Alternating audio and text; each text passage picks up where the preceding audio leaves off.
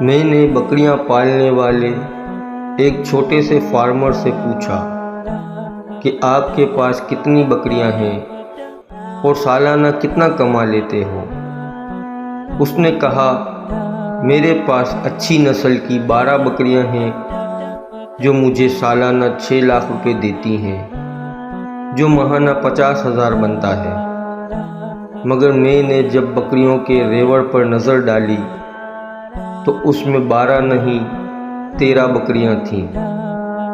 جب میں نے اس سے 13ویں بکری کے بارے میں پوچھا تو اس کا جو جواب تھا وہ کمال کا تھا، اور اس کا وہی ایک جملہ دراصل کامیاب ہونے کا بہت بڑا راز تھا۔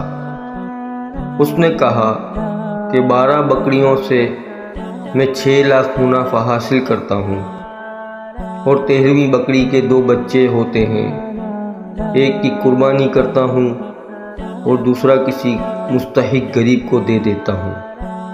اس لیے یہ بکری میں نے گنتی میں شامل ہی نہیں کی۔ یہ 13ویں بکری باقی 12 بکریوں کی محافظ ہے اور میرے لیے باعث خیر و برکت۔ یقین کریں یہ کوئی معمولی بات نہیں ہے۔ دنیا کے بڑے بڑے فلاسفروں کے فلسفے ایک طرف اور اس بکریاں پالنے والے نوجوان کا یہ جملہ ایک طرف، مجھے وہ بات ان پڑھ سادہ لوح گلا بان کامیابی کا وہ فلسفہ سمجھا گیا جو کامرس کی موٹی موٹی کتابیں مجھے نہ سمجھا سکیں۔